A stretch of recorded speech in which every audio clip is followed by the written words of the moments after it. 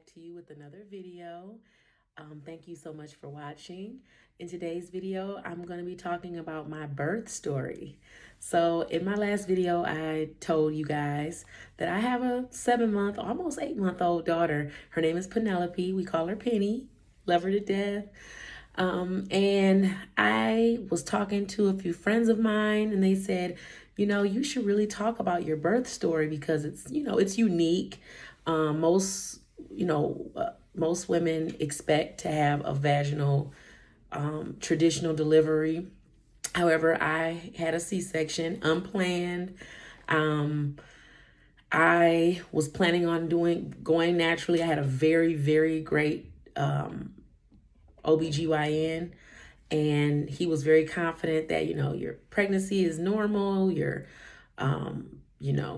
internally everything looks good, no high blood pressure, no gestational diabetes, nothing like that. So there's no reason why you would not have a traditional vaginal birth. Whether you want it with the epidural or not, that's going to be on you. And of course, I knew I was going to probably do the epidural because I don't like pain. However, on the day, or I guess it was the night of her birth, I was going through the regular going through the regular traditional method of waiting, letting labor take place. I actually had to be given Pitocin because I actually was overdue. Penny was actually due on January 7th, and she wasn't born until January 13th. So she was like almost a whole week late. So I was induced, obviously. And I was at first progressing well. I was, 1 centimeter, then 2, and then I think I skipped 2 and went to 4 centimeters.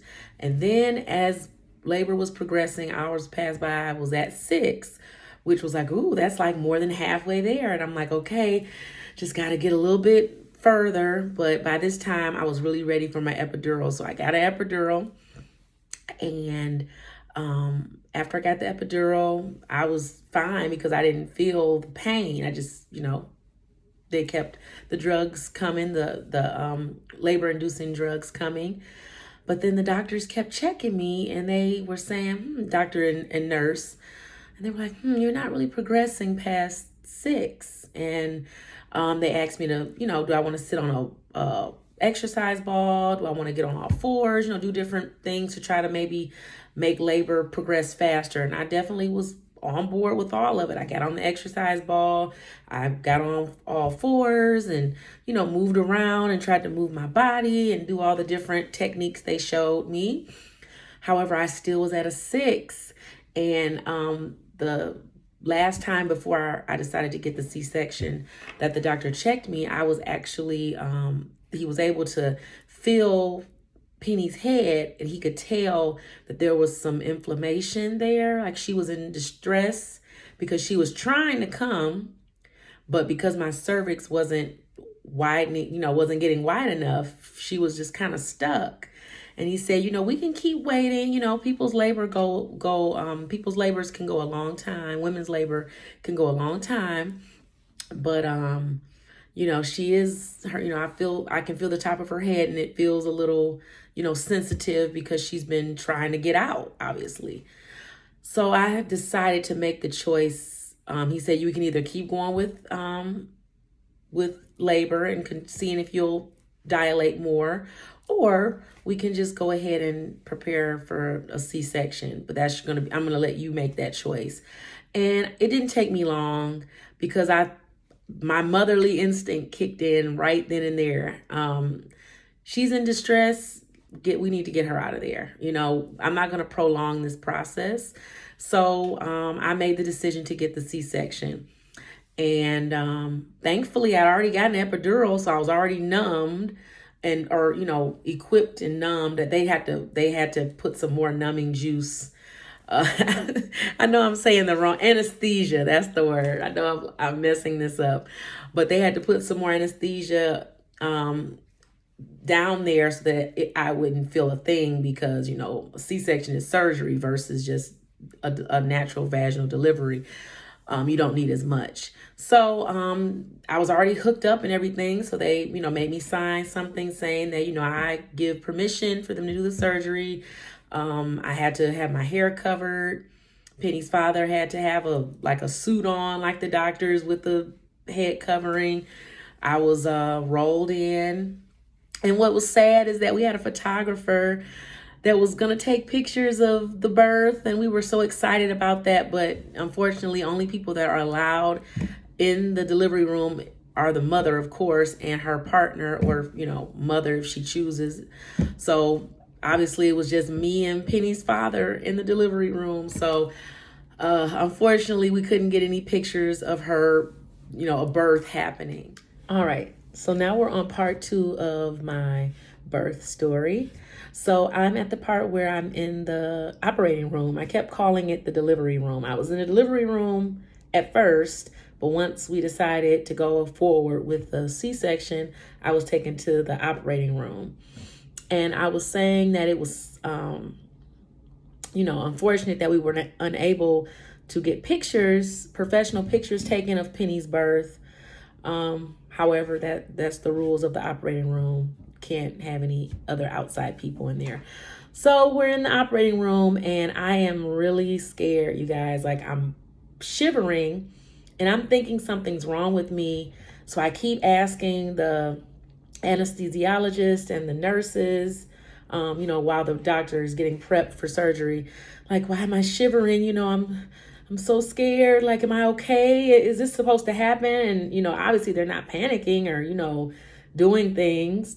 So they're like, no, ma'am, this is what happens. Some people just react to anesthesia this way. You're fine. You're doing great. And I'm just, in my mind, of course I didn't say it out loud, but in my mind I'm thinking, oh my God, like, they're lying to me. They're just saying everything's okay so that I don't panic. And I'm like, oh God, I just hope I can make it through this and see my baby. Like, I'm actually thinking this could be the end. And I'm laughing now because I was so scared, and, thank God everything, went well. Everything was picture perfect in terms of surgery.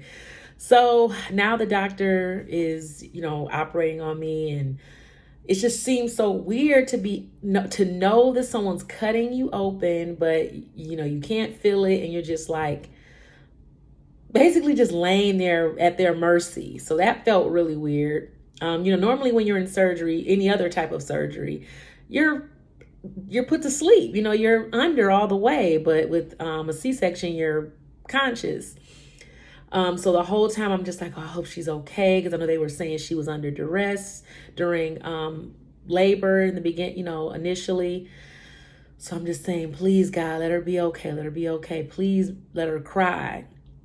Because, when a baby cries, that lets you know that they're alive and well. Their lungs work. They're in the world.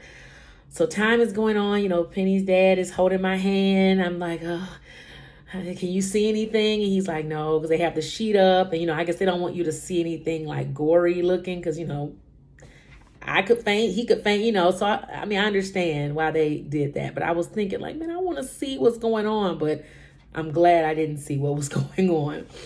So some more time goes by, and finally I kind of feel them tug. It's not like a pain or anything, but I feel them tugging, and I feel it, and I see them lift her up, and she's crying like crazy.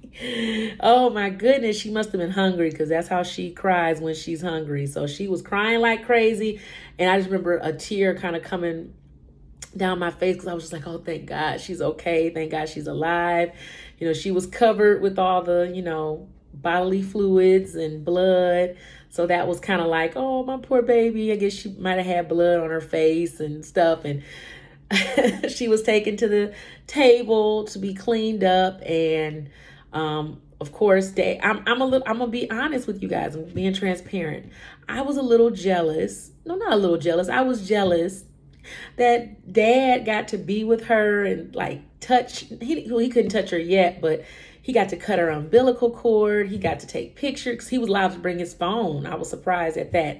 He was allowed to take pictures of her and be close to them while they were cleaning her up. And I just was like, I'm just laying here and feeling crazy and full of anesthesia and getting stitched up and all of that. And I'm just like, oh, I wish I could have been there. But, you know, the most important thing was that she was here, she was safe and healthy.